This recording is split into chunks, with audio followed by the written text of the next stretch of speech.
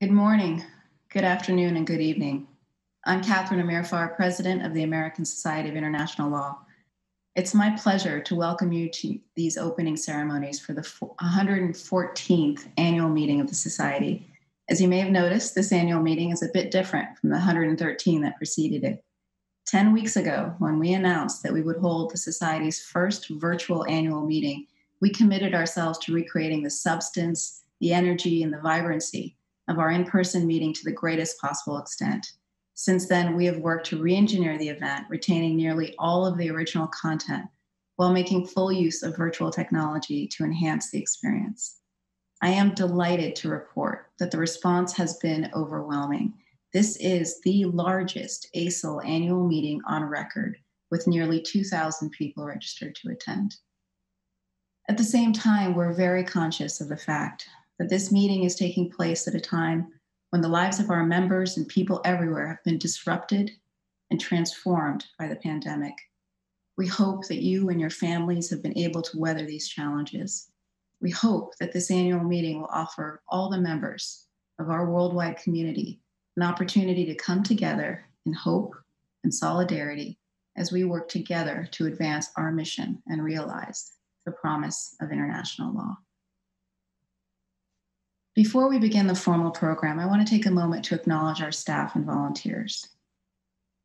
It would not have been possible to produce this annual meeting as you're experiencing it today without the dedicated efforts of our staff at Tiller House, under the leadership of our Executive Director, Mark Agrast, and our Deputy Executive Director, Wes Rist. Mark is an inspiration, working tirelessly and fearlessly to right the sails of the Society in the face of these extraordinary challenges.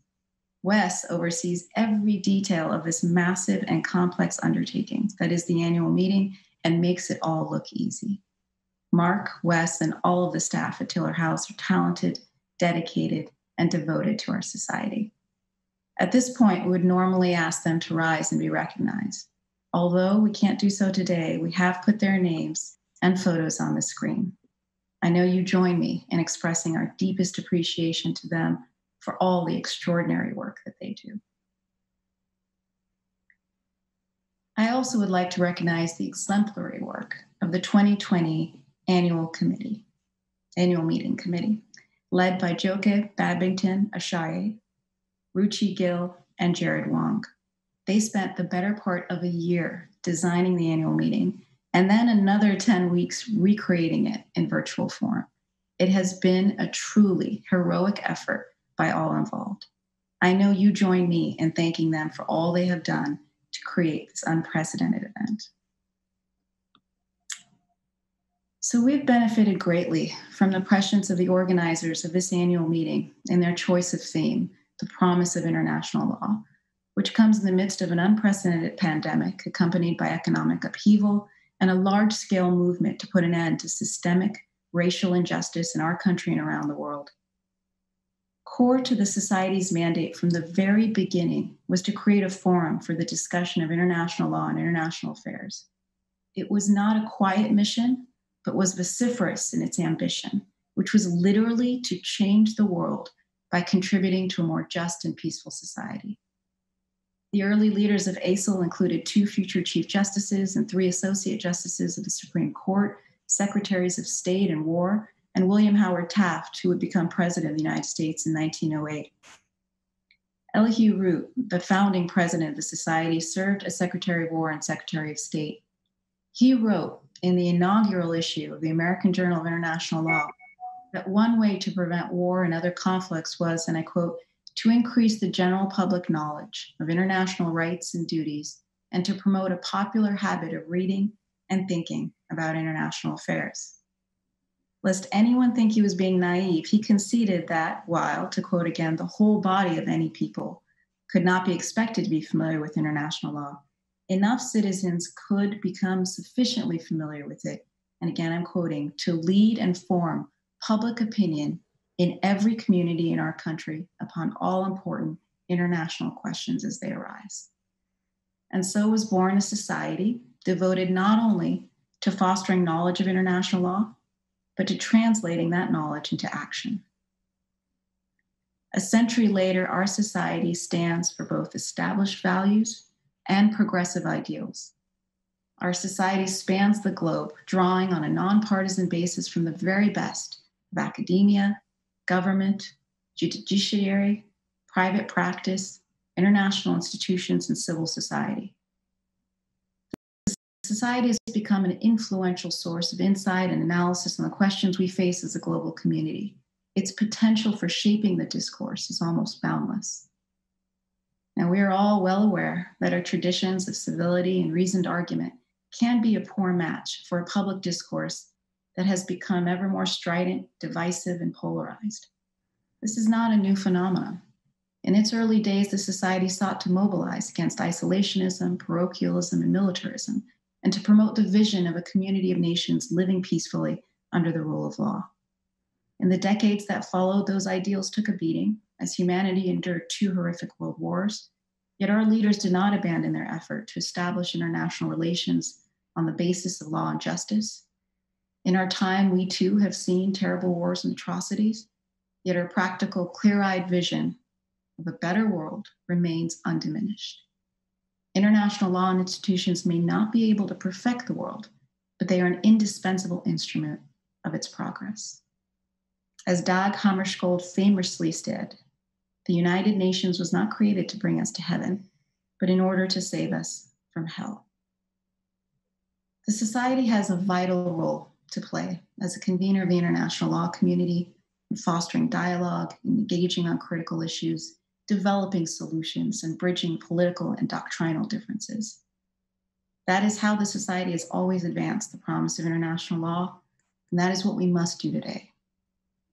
That is what the ACIL annual meeting has always been about, and I am so grateful to have the opportunity to convene this 114th annual meeting in a time of such challenge and opportunity. I hope you come away from these 2 days with a greater sense of where we've been as a global community and where we're headed. I hope it will help each of us find our own way to promote the rule of law within our institutions and within our communities. I look forward to experiencing this first virtual annual meeting with you. I'd now like to move to a well-deserved celebration. Had things proceeded in their normal fashion, this meeting would have taken place in early April, and it would have been chaired by our then President, Sean Murphy. Sean spent an entire year planning the meeting, and with a few cast and schedule changes, this is still the meeting he has envisioned. I regret that it could not happen on his watch, but I hope he's pleased at how his plans have unfolded. Sean's presidency was a period of both innovation and continuity for the society. Under Sean's tremendous leadership, the society began this year on strong financial footing and equally strong programmatic strength. It's the hallmark of a special leader, not only to direct and take action, but also to be able to listen and inspire. Sean has all of these qualities in full force. Sean's term saw the creation of new programmatic activities, including the Signature Topics Initiative, that's generated a series of innovative collaborative projects on areas beyond national jurisdiction, atrocity prevention, and climate change. Sean also oversaw the launch of the Society's Blue Ribbon Task Force on policy options for U.S. engagement with the International Criminal Court, an issue much in the news in recent days, which will be reporting its findings and recommendations later this year. Throughout his term, Sean devoted himself to undertaking the hard work of strengthening the Society's financial footing, working closely with the family and friends of our beloved David Caron. He led the campaign to create a permanent fund in David's memory to support the mid-year meeting and research forum. In addition, he worked throughout his term to attract major gifts and other donations through the annual President's Appeal.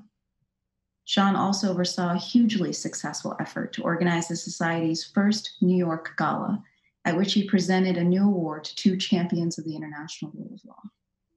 His efforts have left the Society in a strong position, and even with the financial uncertainties of today's environment, I am confident the Society will continue to prosper. It's now my pleasure to welcome Sean. Sean, your service to the Society has been truly exemplary. And speaking as your successor, I can tell you, you are a hard act to follow. On behalf of the leadership and staff of the Society, I am honored to present you with an album of photographs of your presidency as a very small memento of your tenure. Well, thank you very much, Catherine. I, in fact, have that photo album right here with me and have very much enjoyed looking at it over the past couple days. It's a wonderful memento of the past 2 years of my presidency, and I'm sure I'll enjoy it for many years to come. Thank you as well for the very kind words that you just conveyed about my time as president. It is a bit bittersweet to end my presidency in this virtual way, I suppose, this world that we're now living in. But I am very proud of the various accomplishments that the society has achieved over the past 2 years, beginning with the Karen Fund, as you indicated, which supports early career scholarship in the field of international law, which I think is so important. And then leading on through the various things you mentioned, but also the Dalton Prize, which I believe you'll be announcing later today as well. It's a wonderful wonderful opportunity there too to honor individuals who produce scholarship in the field of foreign relations law. My main regret, though, is that because we're not in person, I can't thank all the people who helped me throughout my time as president, the various officers of the society, starting with you as president-elect, but the vice presidents and the counselors and the executive council members who served during my time. We also had wonderful committee chairs and committee members that do so much of the work in planning events and new initiatives for the society. They put in countless hours of time to make those things come to pass. And of course, we've got all our interest groups with their co-chairs bubbling up lots of new ideas on a weekly, monthly basis for the society. It's been just a joy to be working with all of them. But like you, I need to give a shout out to the Tiller House staff, starting with Mark Agrast and Wes Rist and everybody else that you showed up on the screen. We are so blessed to have them as the infrastructure that allows the society to do what it does. So I'm very grateful for their support during my presidency. I'll just finish by saying I know this is a very difficult time for global relations. We're going to be talking about that this morning and throughout the 2 days, and a particularly difficult time as well for the United States in its role in the world. But I remain very optimistic that international law and international institutions will help provide the path forward for us. And I'm further very proud that the society remains in a strong position for helping to mark that path, a mission that it has fulfilled for the past century. So, Catherine, I will cede the floor back to you with, again, my thanks and my best wishes to you for a very successful presidency. Thank you so much, Sean. It's really good to see you and as elegant as ever. Thank you so much. So now, in keeping with our traditions, I'd like to call to mind the leaders and members of the society whom we have lost since our last annual meeting. Their names and images will appear on your screen as I read them aloud. George H. Aldrich, Nissim Bar Yaakov, Hugo Caminos, Robert E. Dalton, Jacob Dollinger, Alan Gerson, Richard K. Guelph, Ivan Shearer, and V.V. Johnny Beater. This year, I want to do something slightly different in that I also want to acknowledge all the victims and survivors of the COVID-19 pandemic and of racial violence in the United States, to which I devoted a presidential statement recently. We affirm our commitment to ending the scourge of racial violence, hatred, and discrimination in our country, and to upholding the dignity and equality of our Black brothers and sisters and all of our fellow human beings. Please join me in a moment of silence as we remember those we have lost.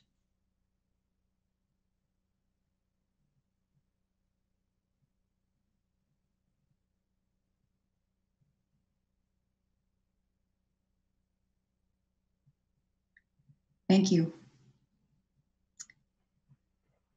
So we now turn to a happy moment, the happy recognition of this year's emeritus members. Emeritus members are those who've been members of the Society for at least 50 years and are entitled to all the privileges of membership without further payment of dues. Really a small token if you think about it. This year, we recognize 11 members who've attained that exalted status. This is a truly illustrious list and includes some of our most cherished colleagues. I'll read the list of 2020 emeritus members as their names appear on your screen. Lucius Kaflish, Benjamin Ferenz, Guy Goodwin Gill, Rita Hauser, Charles Kiever, Peter Klein, Peter Kuchper, Donald McRae, Zlatibor Milovanovic, Masahiro Nishi, and Davis Robinson. I know you join me in congratulating our new emeritus members. Congrats. So at this time, I'm very happy to introduce Mark A. Grass, the Society's Executive Director, who has some exciting news to share about a new award we're establishing in honor of a cherished member. Mark, over to you.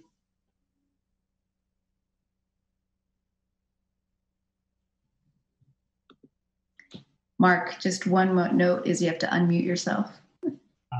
There we go. Bound to happen, right? Thank you, Catherine, and I welcome you all. As you heard a few moments ago, one of the members we lost this year was Robert E. Dalton, who died on July 9th, 2019, at the age of 87. Bob was a cherished member of the Society for more than 50 years, and friend, colleague, and mentor to many of us. He was a regular participant in Society activities and a familiar presence at our Washington headquarters at Tiller House. Bob believed deeply in the Society's mission to foster the study of international law and to promote the establishment and maintenance of international relations on the basis of law and justice. And he personally advanced that mission in innumerable ways, including through his long and distinguished service at the U.S. Department of State. Bob graduated from the College of the Holy Cross in 1953 and received his law degree from Columbia in 1956. After 3 years as an Air Force officer, he went to work at the State Department in 1961. Bob was a leading authority on the law of treaties, having represented the United States at the Vienna Conference, at which the 1969 Convention on the Law of Treaties was adopted. He spent 36 years in the Office of the Legal Advisor, serving as Assistant Legal Advisor for Treaty Affairs, Counselor on International Law, and Senior Advisor on Treaty Practice. A few weeks after his death, Bob was recognized with the Secretary's Career Achievement Award at a ceremony marking the 230th anniversary of the department. Deputy Secretary Sullivan noted that Bob had served at State for 61 years in total, working under 19 Secretaries of State. He noted that Bob had insisted on coming into the office until the very end because day after day, year after year, he felt the call to serve. Bob also felt the call to share his knowledge with the next generation. For many years, he was an adjunct professor at Georgetown University Law Center, teaching, writing, and counseling students and colleagues until the end of his life. In the words of his niece, Colleen, he was a passionate sharer of information and stories, and also a sincere listener. He was always eager to educate, yet always eager to learn. Bob's influence on his students and colleagues was profound, and his legacy will live on in the lives of all who knew him. At his memorial service, Bob was fondly recalled by our friend and colleague Harold Coe, who served as legal advisor from 2009 to 2013. Harold wrote, "I first heard of Bob when I was a law student in the 70s and read his classic law review article on treaties with Kearney. When I came to the Office of Legal Counsel at the Justice Department in 1983, I asked Bob if he was related to Dalton of Kearney and Dalton on treaties, and he said, 'I am Dalton.' Bob knew everything about treaties, which he invariably conveyed with grace, brevity, and a wry smile. Bob always looked exactly the same. He reminded me of Fred Astaire, graceful and supremely confident. He was a devoted international lawyer, and a lovely man. And Sean Murphy wrote, I met Bob in 1987 when, as a young attorney, I joined the Office of Legal Advisor. Bob was immediately introduced to me as the go-to person for all issues of treaty law, large or small. I found that to be true during my 11 years at L, made all the more remarkable given Bob's very modest demeanor. He was the kind of person who would sit and listen quietly to all of us argue for half an hour or so, and then thoughtfully and succinctly tell us the right answer. After I left the department, we kept in regular contact, sometimes bumping into each other as I spotted him jogging along the streets of Washington. He will be deeply missed. Shortly after Bob's death, representatives of his family approached the society about the possibility of their making a substantial gift that recognizes Bob's service and achievements and strengthens the society. They also told us that it was important to the family for the gift to be used in a way that may inspire, encourage, and support others for many years to come. President Murphy and I discussed a number of possibilities with the family that might achieve these purposes. The idea that resonated most strongly with the family and with us was to establish an annual book award in Bob's field of expertise. And so, after due consideration, the executive committee approved last fall the creation of a new book award honoring Bob's devotion to the society and its mission, his dedication to inspiring the next generation of scholars and public servants, and his commitment to scholarly excellence, to be called the Robert E. Dalton Award for Outstanding Contribution to the Field of Foreign Relations Law. The Book Award Committee will consider nominations for the inaugural award this spring, and it will be presented at the 2021 annual meeting. I would like to express the Society's deep appreciation to Bob's family, a number of whom are with us today, for giving us this opportunity to honor Bob's life and achievements and to perpetuate his legacy. He will be greatly missed, but he will not be forgotten.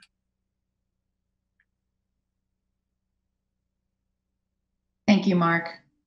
And again, our thanks to the Dalton family for enabling us to celebrate Bob's life and work in such a fitting way.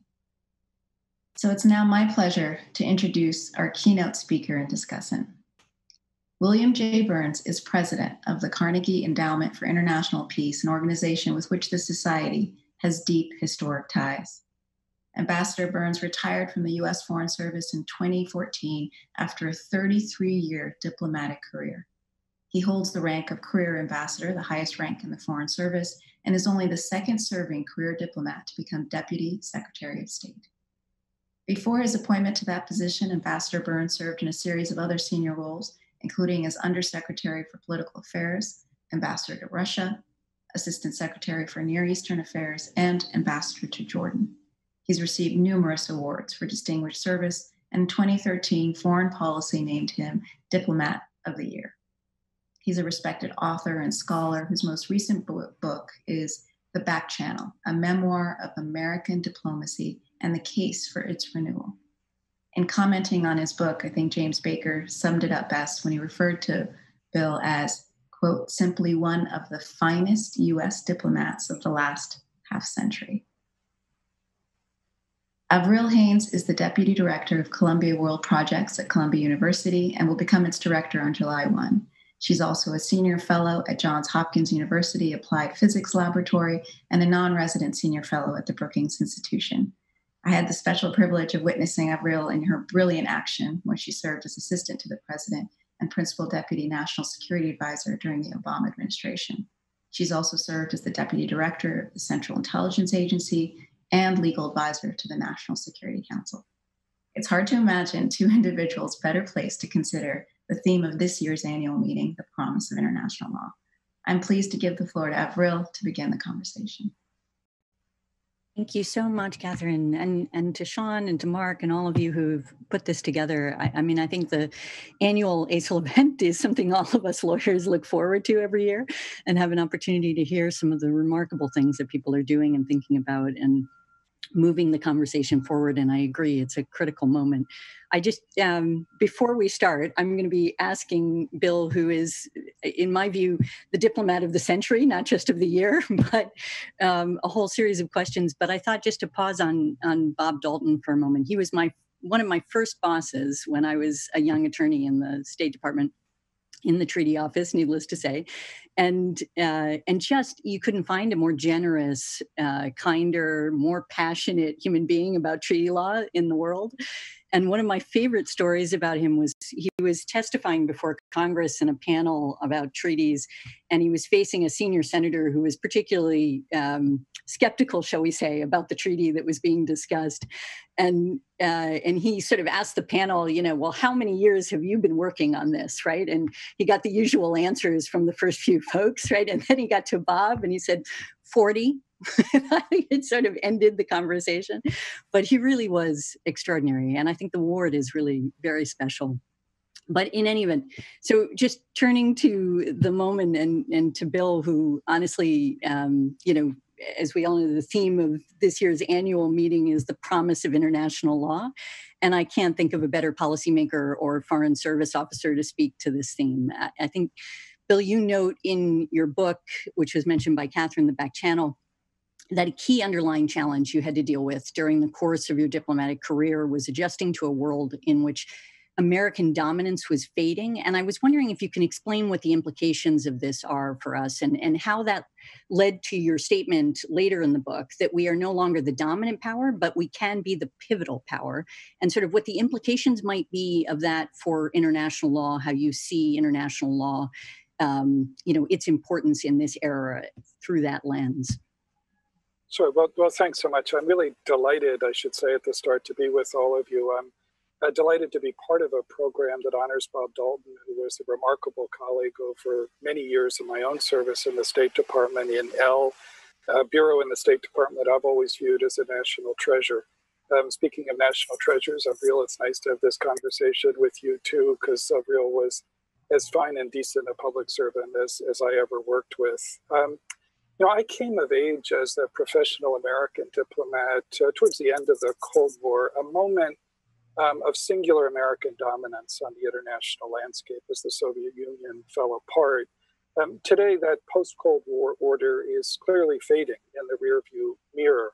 And the contours of the new international order that's going to emerge over the next couple of decades are still pretty dimly visible. We're in a moment of transition, one of those rare kind of plastic moments that comes along maybe once or twice a century. This one, I think, has several important features. First and most obvious, major shifts in the balance of power among states, especially with the rise of China. Second, major technological, environmental, economic transformations on the international landscape beyond the reach of any one nation state. The problems without passports, like climate change, the next pandemic, the revolution in technology.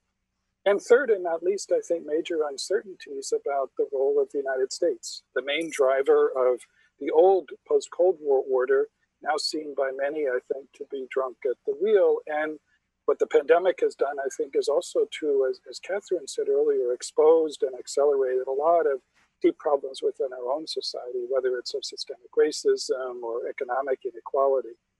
But if we're no longer the only big kid on the geopolitical block, and I don't mean this as a statement of American arrogance, I still think the United States has a better hand to play in the window before us over the next decade or two than any of our major rivals. And that's not just because of our military and economic leverage, as important as they are. It's also because of our capacity to invest in alliances, to mobilize coalitions of countries, to help shape rules of the road, of which international law remains a crucial part. So we remain, in a sense, a pivotal power, even on this changing landscape, in the sense that I think we still have the capacity to bring to bear more influence in more ways and more directions than anyone else does, but only if we apply that in a disciplined fashion. In other words, if we're able to limit our hubris and our occasional crusading impulses, which oftentimes get us a lot of trouble. In that world, diplomacy really ought to be our tool of first resort. And I think we've gotten into a lot of bad habits, which didn't just begin in January 2017 with the Trump era. You know, there's been a drift before that for some time. And I think that's one of the biggest challenges that we face. Yeah, it's really interesting. I mean, maybe this is my bias coming through, but do you, it seems to me that in this moment, as you're describing it, where American leadership can still play an instrumental role in addressing some of the challenges that we're facing, even as it may be shifting from a dominant to a pivotal power. The legal frameworks that we create may actually be more important, in a sense, to preserve that option and to coordinate and collaborate through the alliances and partnerships that you describe, and to create those sort of institutions that help us to sort of leverage what American leadership can do in this space. But is that fair? Is that sort of what you're...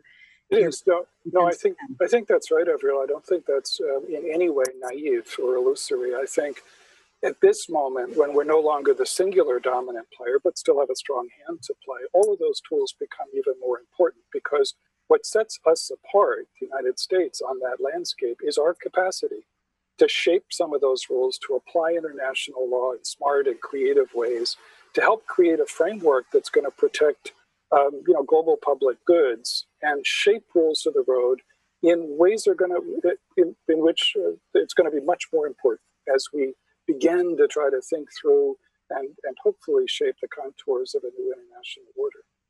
Yeah.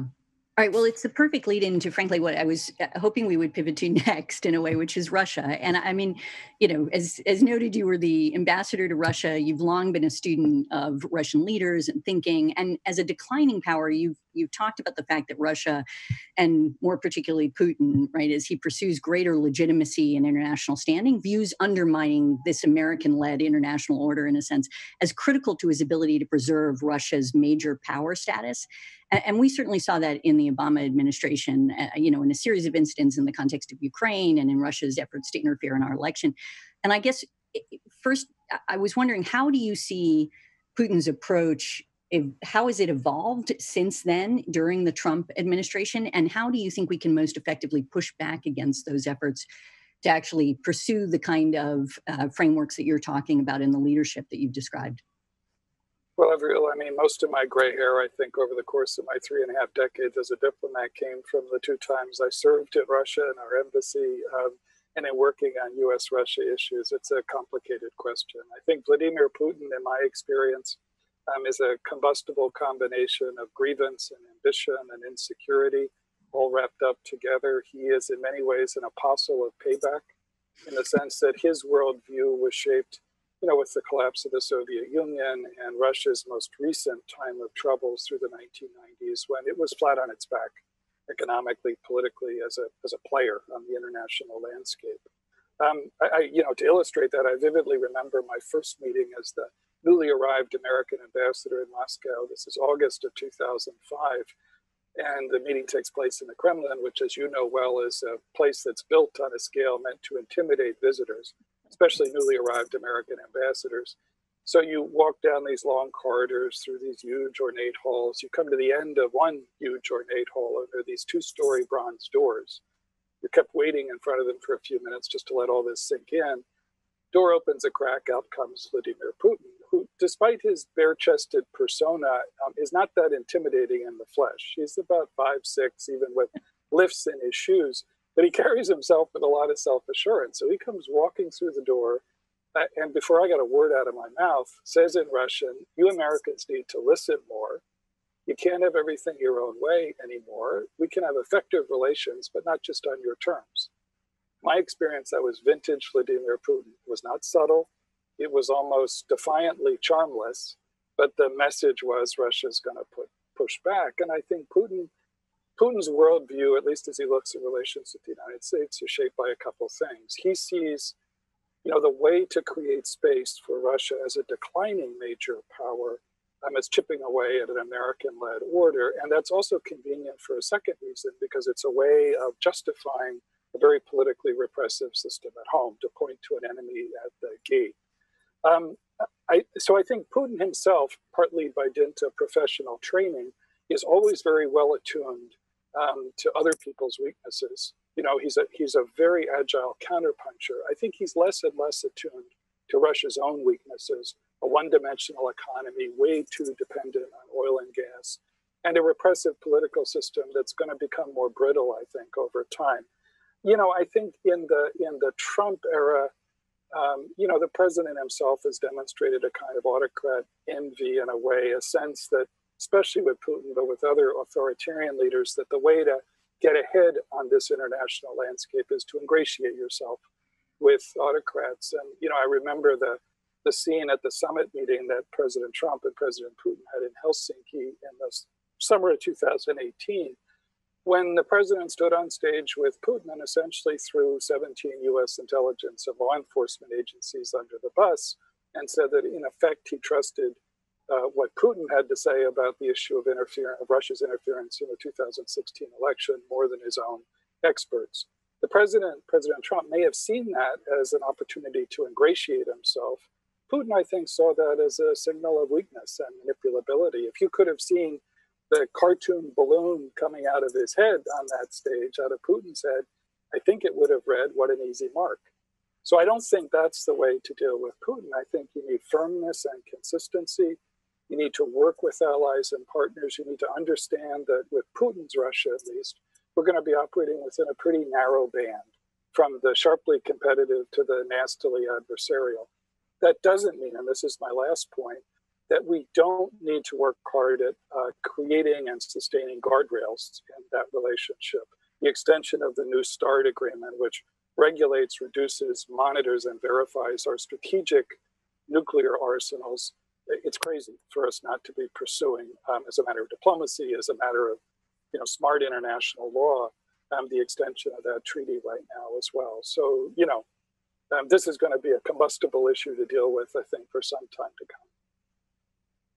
Yeah, I think it's always, I don't know, in this space, engaging, but actually being assertive in responding to unacceptable behavior by an adversary in that circumstance, or, and finding yet ways to coordinate and to collaborate on things where there might be mutual benefit. And it is such a dance that, you're so used to, frankly, managing. And in the context of Russia, as you point out, in the arms control space, that's a place where, from my perspective, international law has had an enormous impact in designing the rules of the road for how you do that with an actor you don't trust, and one that allows you, nevertheless, to pursue areas of mutual interest. But let me shift to China then, because I think that's sort of the other side of the coin in a way.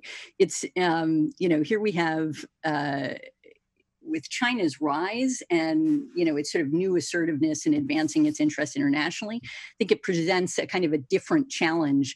And, whereas Russia, I think we see, is seeking to undermine the liberal international order, the Chinese strategy seems to be to actually refashion, international rules and institutions in its own form, and to replace the UN-led order potentially with a kind of a Chinese version of what that order might look like. And as you see that happening, I guess, how do you think the United States should respond? How would you approach that differently than a Russia in that context? Well, I guess I'd say several things, Avril, because this is going to be the biggest challenge for American statecraft as far out into the 21st century as I can see, at least the biggest geopolitical challenge, which is how do you manage relations with China? It's the classic challenge of statecraft. How do you navigate that gray area between conflict and cooperation? And there are going to be elements of both, even though it's much easier to see the elements of conflict today in U.S.-China relations.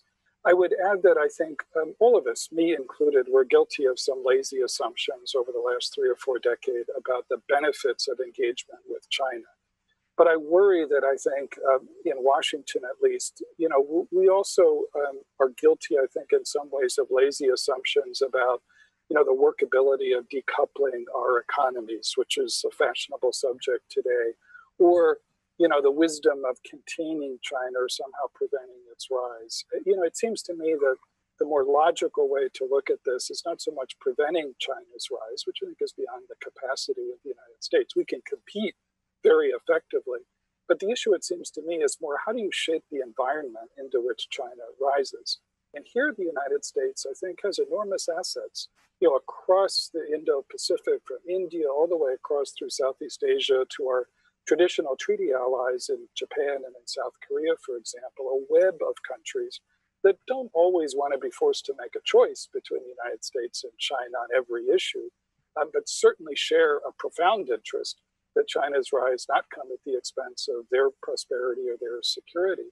I think we also have a profound interest, we the United States, in helping to shape rules of the road. That's why I thought it was a mistake for the United States at the beginning of the Trump administration to pull out of the Trans-Pacific Partnership. If you want to shape the incentives and disincentives of the Chinese leadership, knitting together 40% of the global economy around a relatively high-end set of trade and investment standards is a good place to start. Was it a perfect agreement? Of course not. I mean, in my experience as a diplomat over 3.5 decades, perfect is rarely on the menu. But I think that's an example of the kind of tool and the set of assets that the United States still has in helping, as I said, to shape the environment into which China rises. We also have to be careful, it seems to me, not to check our values at the door in dealing with the huge challenge of China's rise, whether that's over Hong Kong or Uyghurs or any other issue. It's not who we are as a society or as a leadership, I think. And I think it's an issue on which we can rally a lot of other countries in the world, as difficult as they are. Yeah, I wonder, in the space, engaging with allies and partners as you describe it, and helping them in a sense to be more resilient against the push and pull between the United States sometimes and China, but also China's more assertive efforts in certain areas, seems one piece of the puzzle.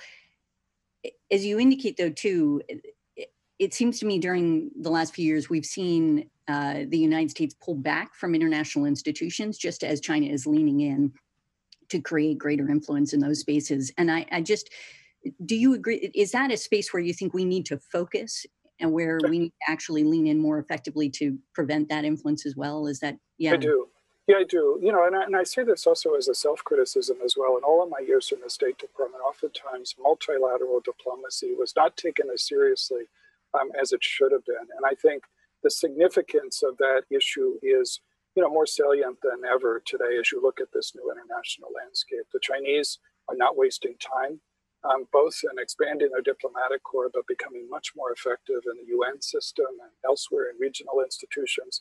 The Russians, in many ways, even as a declining power, are past masters at understanding, navigating, sometimes manipulating the UN system. Does that mean that the UN system, just as one example, isn't in dire need of reform? Of course it is. I mean, there are a lot of people who have raised concerns, for example, about the World Health Organization. But it's crazy, in my view, to suspend, financial support for an institution like the WHO, in the midst of a pandemic. You don't try to reform the fire brigade, while the fire itself is raging out of control. So I do think one of the big challenges for the American administrations, several of them, in the decades ahead, is going to be to develop a kind of new multilateralism, which takes more seriously than we sometimes have, certainly in this era, but in eras before that, the significance of those institutions, because we're not going to be able to deal successfully with, what I referred to before as kind of problems without passports, unless you have those mechanisms. You're going to have to couple them, it seems to me, in a kind of patchwork with less formal coalitions of countries. I mean, as you well remember, that was the experience of President Obama in dealing with Ebola. It was the role of the WHO and regional institutions, but it was also the capacity of the United States as a kind of organizer on the international landscape to work with other, nation states as well. So I think in this transitional period in international order, it's going to be that combination that's going to be critically important. Okay, I'm going to ask you one last question before we turn it over to basically audience questions. And so please put forward your questions, and that way we'll try to manage to catch them. But I would be remiss if I didn't ask you about the State Department itself. And I mean, I think, you've been sort of a voice on this issue, and that many have referred to as sort of the hollowing out of the State Department, and particularly the Career Foreign Service. And I just wonder, what do you think needs to be done to rebuild and strengthen the State Department in this moment? What are sort of the critical issues that we should be focused on? Well, thanks, everyone. I've tried to be honest about this issue, not because I have any monopoly on wisdom, but because, having invested 3.5 decades of my professional life in an institution that I genuinely love and revere, I am worried about its hollowing out today. I would be the first to acknowledge that, the drift in American diplomacy didn't start in January 2017, but it's gotten a lot worse. And as I said at the start, in my 3.5 decades as a professional diplomat, I've never seen a moment where American diplomacy mattered more on the shifting landscape or been more adrift. And I think, you can measure that in either tangible or intangible ways. Tangibly, you've seen a systematic sidelining of career expertise, of the 28 Assistant Secretary of State positions in the State Department. The senior jobs, as all of you who are veterans of L know very well, or of the US government, around which the State Department organizes its role in foreign policy. Only one of those 28 positions today is held by a confirmed career officer as well. You've also seen, not surprisingly, a 40% drop in applications to join the Foreign Service over the last few years, the biggest drop in modern American history. You've seen a greater proportion of non-political ambassadorial positions than ever before. We made painfully slow progress, way too slow progress toward creating a more diverse foreign service, because I've always found in serving overseas, we get a lot farther through the power of our example than we do through the power of our preaching. But today, even that painfully slow progress has been reversed in a lot of ways. Of 189, I think that's the right number, American ambassadors around the world today, there are exactly 3 who are African Americans. And, that's not only unconscionable, it's also not smart. That's not how you build an effective, American diplomacy. I think there's also been a pernicious practice of going after individual career officers in different parts of the State Department just because they worked on controversial issues in the last administration. And then, of course, there are the intangible measures. When President Trump was asked a couple of years ago whether he was concerned about the record number of senior vacancies in the State Department, he said, not really, because I'm the only one who matters. Well, that's in my view, diplomacy is an exercise in narcissism, not the diplomacy I learned working for Secretary of State Baker in the Bush 41 administration a long time ago as a very young diplomat. So, it's going to take a lot longer to fix than it's taken to break. Again, recognizing that the roots of this go back many years. I do think the State Department as an institution has to be honest, about its own failings and the need for reform. While individual career Foreign Service officers or career civil servants can be incredibly innovative and creative and resourceful, as an institution, the State Department is rarely accused of being too agile or too full of initiative. So there are things that can be done within the institution that don't require new authorities from Congress or huge new budgetary outlays. I think you also, though, need a leadership, especially in the White House, that understands that we need to rebalance our tools and our priorities in terms of American foreign policy, that in this world I was trying to describe before, diplomacy needs to be restored as our tool of first resort, backed up by military and economic leverage. In other words, to get away from some of the bad habits that we, for some understandable reasons, kind of stumbled into after 9/11, to make oftentimes the military our tool of first resort. That's unfair to the US military, and it's also, I think, not a smart way of exercising what remains considerable American influence on a really complicated international landscape. And the last thing I'd say is, I think in the State Department, there's oftentimes been a tendency, this is self-criticism for myself as much as anything, to sort of take for granted the significance of American leadership in the world. And the reality is there are a lot of American citizens I've found in the course of, going around the country talking about my book. There are a lot of American citizens who don't need to be persuaded of the importance of American engagement in the world. But when we, people like me, card-carrying members of the Washington establishment, preach the virtues of disciplined American leadership, they're a lot more skeptical about the discipline part. We always tell ourselves that smart American diplomacy has to begin at home in a strong political and economic system, and that's of course true. But it seems to me that American leaders need to do a better job of also making clear that smart diplomacy ends at home too. in more economic opportunities and a healthier environment and more security as well. And so that I think is a big challenge as well, to recognize that disconnect and begin to try to bridge it at least. So yeah. Sorry to go on so long. Not at all. It's a perfect, I mean, honestly, I can't think of anybody who can speak with more authority on these issues. And your book makes such a remarkable case for diplomacy and in many ways represents the culture that I recall from the State Department, the way that it operated in that, just as you described it. But one thing that I just, in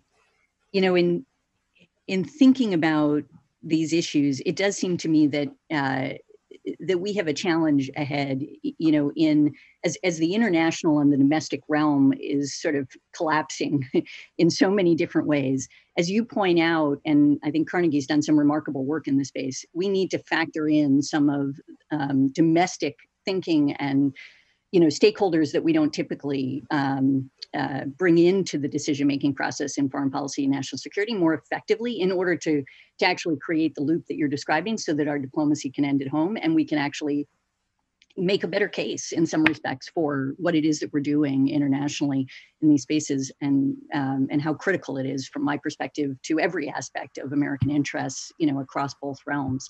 But anyway, so well said. All right, so I'm going to turn to some of the audience questions that are fascinating, and I'll start with this one. I think it says, Ambassador Burns, you say that the U.S. should avoid its crusading mindset. Are there no worthy causes that the United States can crusade on to be the world's dominant leader again? Well, I think there are lots of worthy causes out there, and I think there's a natural temptation for Americans today, and you see this, on kind of both sides of the political spectrum, towards a kind of retrenchment from the world, toward lowering our ambitions significantly, toward, basically focusing much more emphatically on domestic renewal. And I, for all the reasons we've been discussing, can understand that entirely. I think at the other end, in a sense, there's also the illusion of restoration. In other words, if you have, by some chance, after November, a new administration, that you just hit a switch and you can turn the clock back to the day when, that moment of singular American dominance where the United States could oftentimes get its own way in the world, could focus with great ambition on many issues. I think we ought to remain, as a recovering diplomat, it won't surprise you that I end up in the middle. I think we need to, in many respects, reinvent the way in which we approach our role in the world. We need to be mindful of the limits of our power. We need to be mindful of the importance of mobilizing others as a way of multiplying, as a kind of force in the broadest sense of the term, multiplier in the world, as opposed to our most recent experience, which is oftentimes dividing. So I think we ought to be ambitious. We ought to be ambitious on those big overarching challenges, whether it's climate or the next pandemic. There's a crucial role for the United States to play in helping to organize and mobilize others. Doesn't mean it's solely our responsibility, but we have a huge cold-blooded stake in that as well. And I do think we should continue to speak out on human rights issues and the range of inequities that you see in lots of societies around the world. We ought to be as supportive as we can possibly be of other democracies, many of whom are going through the same kind of political nervous breakdowns that we've been going through in this country and our own society as well. So it's not a question of lacking ambition. It's simply a question of balancing that ambition, almost case by case, with a realistic sense of, what the limits of our power are and how we can magnify that by working with others and rejuvenating institutions. That's great. Okay, another one, I suspect a lot of people will have this question is, if Vice President Biden wins the presidency, what do you think should be the top 3 foreign policy priorities for his administration? That's right. First, I'll make very clear, I can't speak for Vice President Biden, and so, he's the best spokesman for what it is that he wants to achieve. I think going back to the sort of beginning of the conversation, I think some of the biggest challenges are going to be at a moment when I think many of our closest allies and partners have begun to lose faith in the United States, have begun to assume that the problem is not just about one person or one administration, it's more structural, that the United States is pulling back from a lot of its interests and application of influence around the world. So I think reassuring allies and partners of our commitment. I think at the top of the list, I would hope, if there's a new administration, would be returning to the Paris Climate Agreement and trying to demonstrate again a commitment to those kind of broad rules of the road that are deeply in the interest of the United States, and where we've lost a lot of ground, I think, in the last few years. I think that's critical to do. And then third, and that applies to climate, that applies to cooperation. Hopefully by that point, we'll be close to the point of developing a vaccine. But then there's the huge, for COVID, then there's the huge challenge, though, of, how do you coordinate with other players around the world on mass production, mass distribution of both vaccines and therapeutics? Again, a very immediate challenge. I think another immediate challenge will be not just for the global economy broadly, but especially for countries in the developing world, very fragile societies, where the next wave of the pandemic, I fear, is going to break very hard.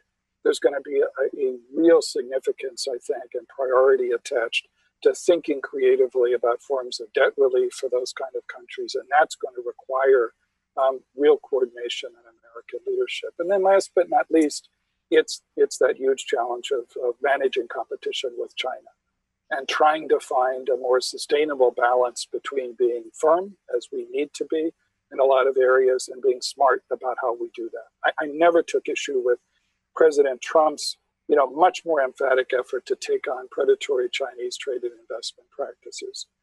What I've been concerned about is how we do it. Why wouldn't you logically make common cause with other players who share those same concerns, whether it's Japan or the European Union, rather than start second and third front tariff conflicts with them? So, that's another area where, I think there's an opportunity here. And again, we have to be realistic about this. This will not just be a question of, some self-congratulatory summit meetings or visits where everybody pats themselves on the back.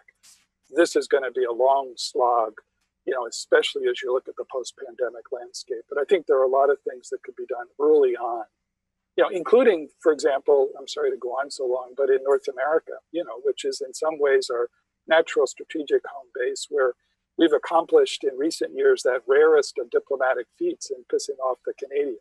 So there are some things closer to home that I think we should address as well.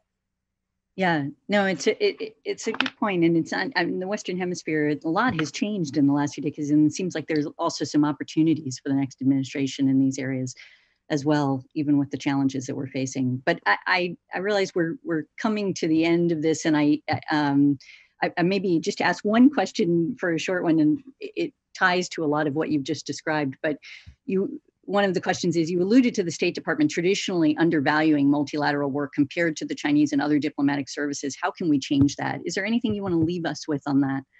Sure. Yeah, no, I mean, I think, attaching a greater priority, I think, to rejuvenating and prioritizing, incentivizing, because in any institution, that's sometimes how you get people's attention and attract people to that work.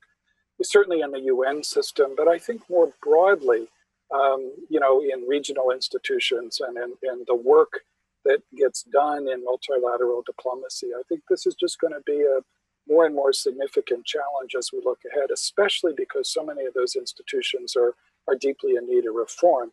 And I come back to your earlier really smart point, Avril, which is that also means working with a wider variety of players in the United States, whether it's big philanthropic foundations or NGOs or governors and mayors, all of whom share a stake, depending on where they're governors and mayors, in some of those multilateral diplomatic efforts as well, whether it's on issues of climate change or global health cooperation.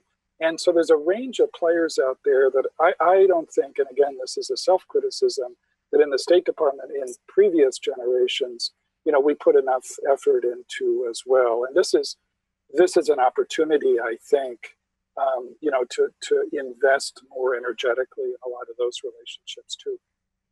I can't thank you enough. I mean, personally, you have served as such an example to so many of us, frankly, in government, of what the model, in a sense, could be. And with your integrity, your kindness, your extraordinary capacity for actually adding value to any conversation, but and your sense of humor. So thank you so much, Bill. That was really wonderful. My pleasure. It's wonderful to be with all of you. Thanks so much.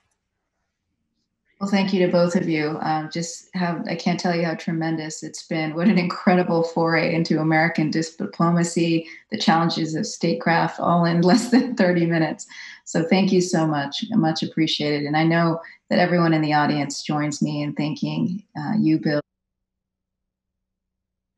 So that concludes our opening ceremonies. Our next set of sessions will begin in 15 minutes. I will see you all again, I hope, at the honors and awards ceremony at 4:30, followed by the 22nd annual Grotius Lecture, which is presented in cooperation with American University Washington College of Law. So above all, everyone, enjoy, have a great day, and see you soon. Bye. Thank you so much.